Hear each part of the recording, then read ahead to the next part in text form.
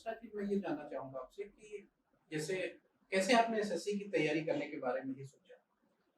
Sir मैं inter के बाद मैं पॉलिटेक्निक करना चला गया था और 3-4 महीने बाद मुझे लगा कि इसमें मेरा फ्यूचर नहीं है और मैं उसे छोड़ के चला आया। फिर मैं जब आया तो मेरे बड़े भाई हैं जो कि अभी जीएसटी इंस्पेक्टर हैं, तो उनको मैंने एसएससी की तैयारी करते देखा और मेरा मन किया मैं भी एसएससी की तैयारी करूँगा। और मैं घर से ही उस समय मैं 2016 में आया था, तो मैं हल्की-फुल्की तैयारी शुरू कर दी थी और उसके बाद में 2017 सितंबर में मैं इलाहाबाद आया, फिर तैयारी अच्छी। Hello friends, welcome to Dream Shapers. कहते हैं कि रख हौसला वो मंजर भी आएगा, प्यासे के पास चलकर समंदर भी आएगा, थक कर न बैठ ए मंजिल के मुसाफिर, मंजिल भी मिलेगी और मिलने का मजा भी आएगा। ये बातें एकदम सही साबित होती हैं जब मैं सोचता हूँ हमारे संस्थान के स्टूडेंट्स विवेक मौर्य के बारे में। विवेक मौर्य उत्तर प्रदेश के गाजीपुर जिले से संबंध रखते हैं और एसएससी सीजीएल का एग्जाम इन्होंने एक बार नहीं बल्कि दो बार क्वालिफाई किया है। अपने पहले ही प्रयास में ये एसएससी सीजीएल में पोस्टल इंस्पेक्टर के पद पर चयनित हुए और अपने दूसरे प्रयास में डिविजनल अकाउंटेंट के पद पर चयनित होकर के आज अपने गृह जनपद गाजीपुर में ही पोस्टेड हैं और वर्तमान में डिविजनल अकाउंटेंट की ट्रेनिंग कर रहे हैं। इससे आगे की कहानी हम खुद विवेक मौर्य की जुबानी सुनेंगे कि कैसे उन्होंने सफलता अर्जित की और उनके जीवन में क्या-क्या कठिनाइयां आई और हमारे जो साथी अभी तैयारी कर रहे हैं उनके लिए क्या संदेश विवेक मौर्य देना चाहते हैं। तो आइए सबसे पहले हम लोग स्वागत करते हैं। विवेक, आपका स्वागत है हमारे संस्थान में। Welcome to Dream सेपर्स।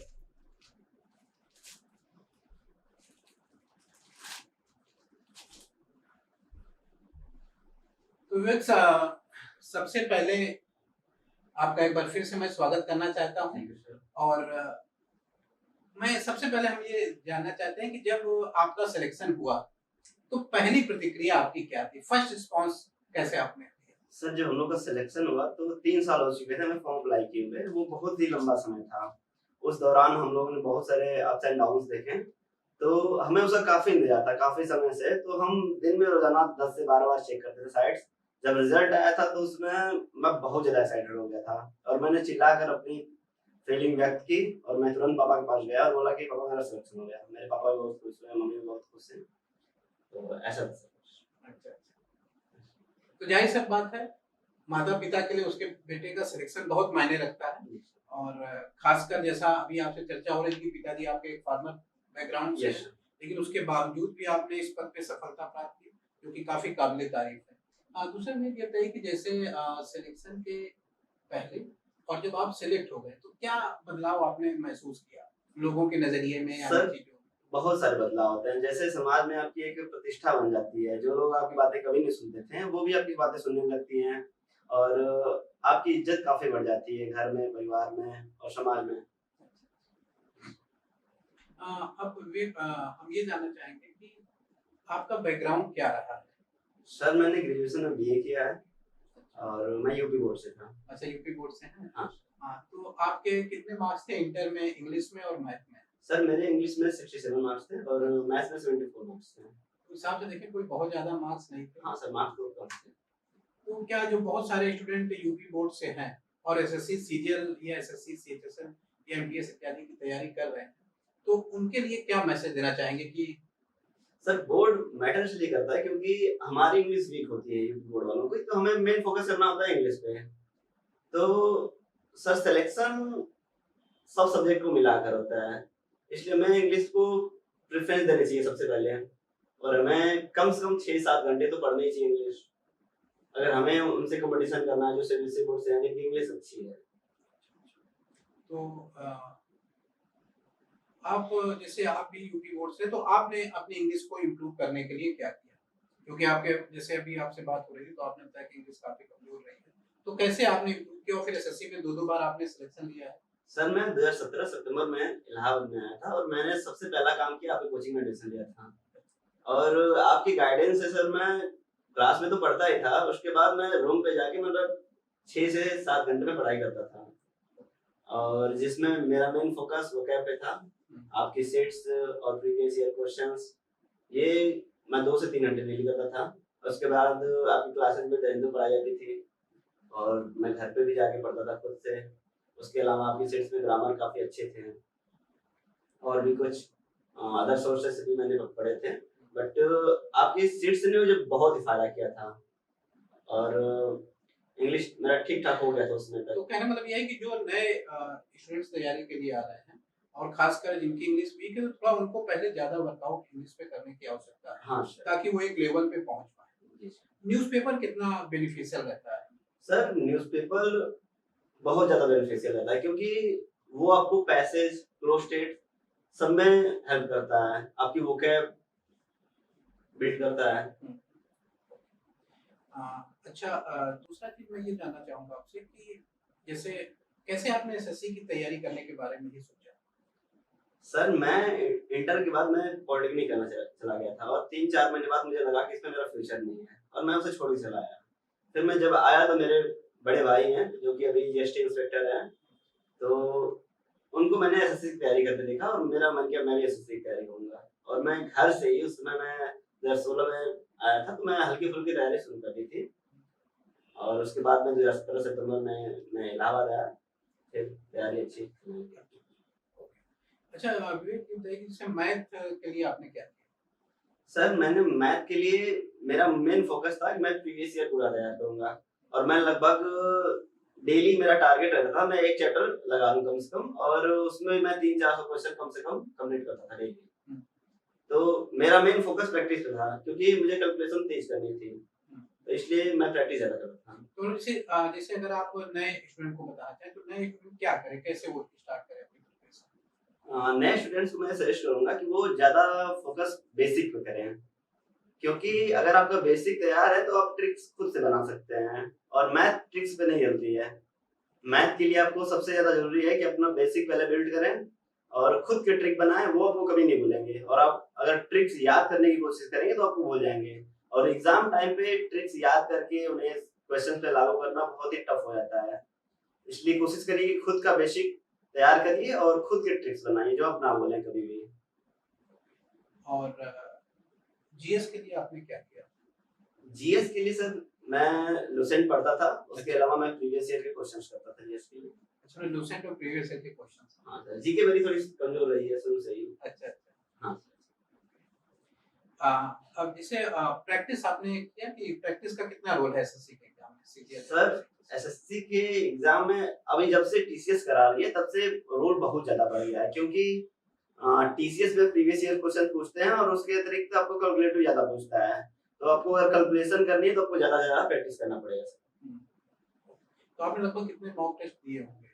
सर मुझे याद नहीं मैंने कितने दिए बट मैं डेली कम से कम 3 से 4 मॉक्स देता था। जब मेरी तैयारी थोड़ी मिड में पहुंच गई थी, शुरू में मैं डेली 1 मॉक्स का मेरा टारगेट रहता था। जैसा आप भी बताते थे कि अगर आपके नंबर कम भी आ रहे हैं, आपके अगर 50 नंबर भी आ रहे हैं 200 में तो फिर भी आप मॉक्स दीजिए, डेली मॉक्स दीजिए। क्योंकि मॉक्स आपको बताते हैं कि आपकी तैयारी कितनी हुई है और आपको कहाँ-कहाँ पढ़ना है और क्या-क्या पढ़ना है। मॉक्स ये बताते हैं आपको। विवेक, आपसे मैं जानना चाहूँगा कि कोचिंग का कितना रोल होता है आपके हिसाब से किसी स्टूडेंट के सिलेक्शन में? किसी भी स्टूडेंट के सिलेक्शन में कोचिंग का रोल सर इसलिए बढ़ जाता है क्योंकि सबसे जो जरूरी चीज होती है वो होती है गाइडेंस और आप अच्छे दिशा में अपनी तैयारी कर रहे हैं तो आप जल्दी सिलेक्शन पाएंगे। जैसे मेरा था, मैंने 2017 सितंबर में तैयारी शुरू की अच्छे से और मैं फर्स्ट अटेम्प्ट में 18 में निकाल लिया मैंने क्योंकि सर की गाइडेंस काफी अच्छी थी जिसने मुझे बहुत ही मदद किया। तो गाइडेंस सबसे जरूरी चीज है सर। लेकिन ये है कि हाँ, अगर आपके पास समझ है, आपका सर्किल अच्छा है, तो आप बिना कोचिंग के भी निकाल सकते हैं, कि नहीं? सर वो थोड़ा टफ हो जाता है क्योंकि एक्सपीरियंस जो होता है वो आपको एक सही दिशा में चलने के लिए बताता है। जो आप अगर खुद से एक्सपीरियंस करेंगे तो आपको काफी लंबा समय लगेगा। आप 4 साल 5 साल ऐसे लेंगे। बट टीचर अपने एक्सपीरियंस से बताएंगे तो वो आप काफी कम समय में कर सकते हैं। तो ये आपका सबसे पहले प्रयास में आप पोस्टल इंस्पेक्टर के यस पद पे चयनित हुए।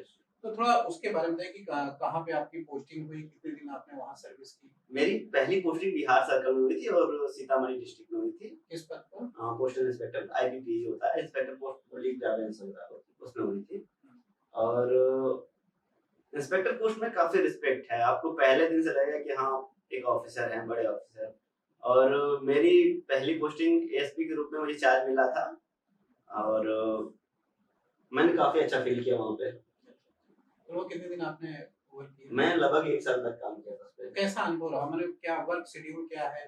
प्रमोशन के क्या एस्पेक्ट हैं उसमें? प्रमोशन के काफ़ी अच्छे एस्पेक्ट हैं। आप अगर कम उम्र में इंस्पेक्टर पोस्ट में जॉइन करते हैं, तो हो सकता है कि आप पीएमजी से रिटायर हो। ओके। Yes sir. तो मैं बताना चाहूँगा कि पीएमजी का मतलब ये है कि अगर आप सिविल सेवा की परीक्षा देते हैं, तो आपका सिलेक्शन अगर होता है तो आप पोस्टल डिपार्टमेंट में सीनियर सुपरिटेंडेंट के पद पे होंगे। एसएसपी। सीनियर सुपरिटेंडेंट से फिर आपका प्रमोशन होगा तो आप डायरेक्टर के पद पे जाएँगे और डायरेक्टर से ऊपर फिर आप होगे तो पीएमजी के पद पे। तो आप सोच सकते हैं कि एसएससी सीजीएल से सेलेक्ट होने के बाद भी आप रिटायरमेंट उस पद से होंगे। अगर आप अर्ली एज में सेलेक्ट होते हैं, उस पद से आप रिटायर होंगे जिस पद पे सिविल सेवा से आने वाले लोग रहते हैं। और ऐसी भी स्थिति हो सकती है कि सिविल सेवा से सेलेक्ट हुआ व्यक्ति आपके अंडर में काम कर रहा हो। तो इस हिसाब से हम इसको एक मिनी आईएएस भी कह सकते हैं। Yes sir. तो फिर आपने पोस्टल इंस्पेक्टर को क्विट करने का क्यों सोचा? सर, मेरा मुख्य कारण ये था कि मेरी पोस्टिंग बिहार में हुई थी और मुझे अपना होम स्टेट या होम डिस्ट्रिक्ट जो भी किया वो चाहिए था, तो इसलिए मैंने डीए को ऑप्ट किया। अच्छा। तो डिविजनल अकाउंटेंट में अभी आपकी पोस्टिंग कहाँ हुई? मेरे होम डिस्ट्रिक्ट में है सर। अच्छा, गाजीपुर में। गाजीपुर में। चलिए, तो बड़ी खुशी की बात है कि अपने गृह जनपद में आपको पोस्टिंग मिली है। जी सर। तो डिविजनल अकाउंटेंट में अभी क्या डिपार्टमेंट आपको मिला? मेरा इरिगेशन डिपार्टमेंट है सर। थोड़ा इस पद के बारे में बताइए कि क्या है डिविजनल अकाउंटेंट? डिविजनल अकाउंटेंट एक सेंट्रल की पोस्ट है जिसमें आपकी एजी ऑफिस के थ्रू पोस्टिंग होती है और एजी ऑफिस आपको ट्रेन करके भेजता है आपके डिस्ट्रिक्ट में, डिवीजन में। तो उसमें आपके कई होते हैं, जैसे PWD, irrigation, RES and minor irrigation, forest होता है, जिसमें फॉरेस्ट में भी पोस्टिंग नहीं होती है सर। तो इसमें वर्क क्या रहता है बेसिकली? इसमें आप अधिशासी अभियंता के फाइनेंशियल एडवाइजर या चेकर ये होते हैं। और जैसा कि मैं बता दूं आपको कि डिविजनल अकाउंटेंट एक ऐसी पोस्ट है जिसमें आप सेंट्रल से जाते हैं स्टेट में, और स्टेट के जो होते हैं सब डिवीजन ऑफिसर जो 5400 ग्रेड पे के होते हैं, उनके बराबर आपको पावर दी जाती है फाइनेंशियल। ओके। इसमें प्रमोशन के क्या एस्पेक्ट हैं डिविजनल अकाउंटेंट? डिविजनल अकाउंटेंट में सारा का प्रमोशन होता है, डीए के बाद डीएओ 2 होता है, फिर डीएओ 1 होता है, फिर सीनियर डीए होता है, जिसमें आपको डिवीजन मिलते हैं। जैसे पहले इरिगेशन मिलता है, फिर पीडब्ल्यूडी, बजट के आधार पे जैसे जैसे आपका प्रमोशन होता जाएगा आपको बड़े डिवीजन मिलने लगेंगे। तो डीए में वर्कलोड किस तरीके से है? वर्कलोड सर कम है सर, जैसे इंस्पेक्टर पोस्ट की तुलना में काफी कम है। अगर आप पढ़ाई करना चाहते हैं, आगे सिविल सेवा की तैयारी करना चाहते हैं, तो आपके लिए बेस्ट ऑप्शन है डीए। आप वर्किंग में रह के भी तैयारी कर सकते हैं, बहुत अच्छे से कर सकते हैं तैयारी। तो अभी आपका क्या प्लान है? सर मेरा बीसीएस का प्लान है। अच्छा। अभी हम लोग की ट्रेनिंग चल रही है, ट्रेनिंग खत्म हो जाए फिर मैं शुरू करूंगा। ओके, हमारी भी शुभकामनाएं आपको है कि आपका दोबारा इंटरव्यू हम लोग एज ए पीसीएस अधिकारी के रूप में करें। दूसरा, और जैसे बहुत सारे बच्चे हैं तैयारी कर रहे हैं लेकिन काफी टाइम से सेलेक्ट नहीं हो पा रहे हैं, ऐसा फेज आपके सामने भी आया होगा, तो कैसे आप अपने आप यानी कि ऐसे स्टूडेंट को आप क्या सलाह? मैं ऐसे स्टूडेंट को यही सलाह देना चाहूंगा कि अगर आपको तैयारी करनी है तो आप पूरे मन से करिए। पहले तो आप अपने आप को आंक लीजिए कि आप कर सकते हैं या नहीं कर सकते हैं, और अगर आप नहीं कर सकते, आपको लगता है कि आप एकदम बाहर हैं, तो कुछ और ट्राई करिए। और यदि आप मेहनत कर सकते हैं तभी एसएससी सीजीएल में आए, क्योंकि एसएससी सीजीएल में बहुत ज्यादा फाइट है आपको। हाँ, तो नहीं, कैसे कई बार जो है डिमोटिवेशन हो जाता है, फैमिली का प्रेशर रहता है। सर डिमोटिवेशन के लिए सबसे बढ़िया जो मोटिवेशन है वो है माँ बाप। अपने माँ बाप को देखिए, कितनी मेहनत से आपको पैसे दे रहे हैं, कितना मेहनत आपके लिए कर रहे हैं, और आप खुद मोटिवेट हो जाएंगे, किसी मोटिवेशन की जरूरत नहीं पड़ेगी आपको सर। Yes sir. तो फाइनली क्या सलाह देना चाहेंगे हमारे साथियों को जो अभी प्रिपरेशन में लगे? मैं यही सलाह देना चाहूंगा कि पहली बात तो आप हारिए नहीं, और मेहनत उतनी करिए कि जितना आप कर सकते हैं आखिरी, और सबसे ज्यादा प्रैक्टिस पे ध्यान दीजिए। और सबसे पहले किसी कोचिंग में आप एडमिशन ले लीजिए, शुरुआत में अगर आप हैं तो, और किसी का एक बार गाइडेंस ले लीजिए, फिर खुद से पढ़ते रहिए जितना आप पढ़ सकते हैं। ठीक है साथियों, जैसा कि आपने देखा, विवेक मौर्य ने बड़े संक्षिप्त में अपने जीवन की कहानी शुरू से लेकर के और सिलेक्शन तक की आपके साथ शेयर की। 2018 में एक यूपी बैकग्राउंड से शुरुआत करके इंग्लिश काफी वीक होने के बावजूद भी इन्होंने एसएससी सीजीएल का एग्जाम एक नहीं 2 बार निकाला, जो ये साबित करता है कि भाषा या मीडियम का कोई फर्क नहीं पड़ता है अगर आप ठान लेते हैं कि आपको सफलता लेनी है। इसी के साथ आज का सेशन हम यही समाप्त करते हैं, फिर किसी नए सफल अभ्यर्थी के साथ हम फिर से उपस्थित होंगे। धन्यवाद। जुड़े रहिए हमारे साथ। इस चैनल को शेयर करिए, लाइक करिए और इस वीडियो को अधिक से अधिक शेयर करिए ताकि और लोगों तक हमारे यह प्रयास पहुंच पाए। धन्यवाद।